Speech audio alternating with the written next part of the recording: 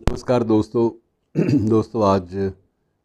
बैसाखी का पर्व भी है और पर्व के बावजूद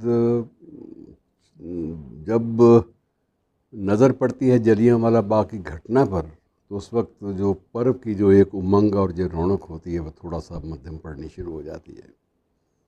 इसी पर्व को अपने ढंग से, अलग ढंग से मनाने के लिए वहाँ एक सभा का आयोजन हुआ था आज से 103 वर्ष पूर्व।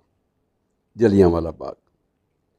जलियांवाला बाग अभी तक लोगों के जहन में ज़िंदा है और ज़िंदा रहेगा।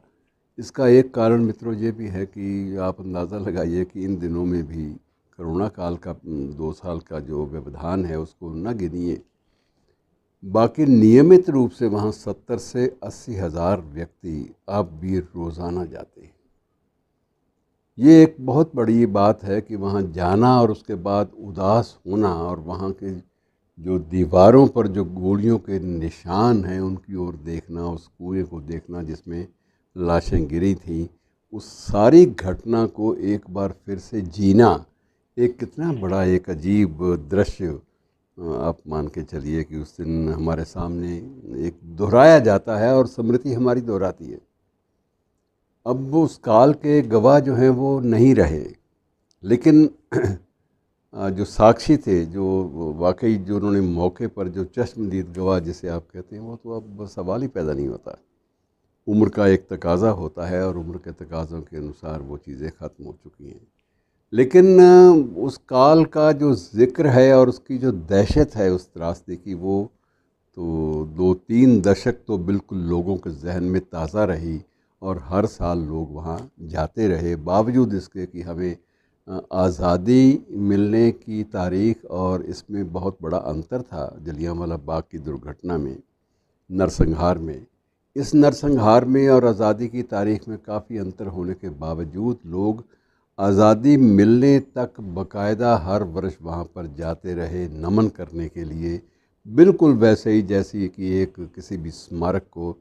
किसी भी मंदिर को जाके नमन करते हैं, कहीं से ऊर्जा लेनी हो, शक्ति लेनी हो। तो उस वक्त भी ये भावना बलवती थी और आज भी ये भावना बलवती है। ये बात अलग है कि अब पर्यटक की एक प्रकार से दृष्टि से लोग जाते हैं, पर्यटन की दृष्टि से, लेकिन पर्यटन में वहाँ ऐसा कुछ नहीं है कि वो लोग वहाँ से को बहुत सारी चीज़ें कोई वो वहाँ एंजॉय करने जाते हों, वहाँ को वाटरफॉल लगा हुआ, ऐसा कुछ नहीं है। वही जो घटना घटी थी उसको, उसकी स्मृतियों को कायम रखने का एक प्रयास जो है, विनम्र प्रयास वो किया गया है। इसका एक अलग ट्रस्ट है और उसी ट्रस्ट के तहत इसको, इसकी मेंटेनेंस, इसको बनाए रखना, इसके अतीत की जो यादें हैं उनको भी बिखरने ना देना, ये सारी बातें चल रही हैं। इसमें एक विशेष रूप से एक महिला का उल्लेख है, अतर कौर का। अतर कौर की इसलिए ज़रूरी है कि अतर कौर इस फंक्शन में, इस जगह पे, इस उस दिन जो वहाँ पर जो सभा हुई थी अधिनायकवाद के ख़िलाफ़, ब्रिटिश साम्राज्यवाद के ख़िलाफ़, उस सभा में मैं अपने पति के साथ, अपने पति भागमल भाटिया के साथ वहाँ पर गई हुई थी और उस वक्त ये गर्भवती थी और गर्भवती होने के बावजूद जज्बा जो है वो एक प्रकार से उसको वहाँ प्रेरित करके ले गया। और हुआ ये कि जब पति किसी अंग्रेज़ सिपाही की गोली से वहाँ गिरा तो भागमल को गिरते देखा उसने, अतर कौर ने, तो अतर कौर को इस बात का एहसास हो गया कि बस मेरे सिर से साया तो उठ गया। लेकिन वो सारी रात वहीं बैठी रही।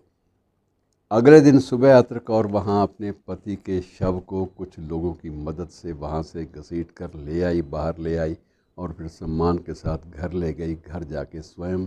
दाह संस्कार पड़ोसियों की मदद से किया, क्योंकि वो माहौल ऐसा था मित्रों, उस माहौल में किसी को भी ढंग से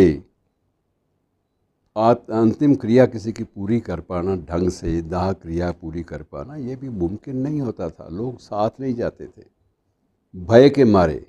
क्योंकि उनके सामने एक हादसे की जीती जागती तस्वीर जो है वो सामने बिल्कुल कुछ घंटे पहले, कुछ दिन पहले की बात होती थी, वो उसको भुला नहीं पाते थे। और ऐसे बहुत से वाक़या हुए उसके बाद जब उसका बेटा जो है हुआ और बेटे को विशेष रूप से सम्मानित किया गया और तत्कालीन राष्ट्रपति हमारे डॉक्टर राजेंद्र प्रसाद जो प्रथम राष्ट्रपति थे देश के, उन्होंने कहा था ये तो अभिमन्यु है, इसने माँ के पेट में वीरता की वो गाथा जो है वो सुनी है, इसने वीरता की गाथा का एक एक पल जिया है, महसूस किया है, मैं तो इसे अभिमन्यु मानता हूँ। और इस प्रकार से ये सिलसिला चलता रहा सम्मानों का। तो आज के दिन यदि हम एक ऐसे प्रकरण को याद नहीं करते तो लगता है कहीं ना कहीं हम लोग अपने ऋण से भागने का, कर्ज से भागने का प्रयास कर रहे हैं। शुक्रिया।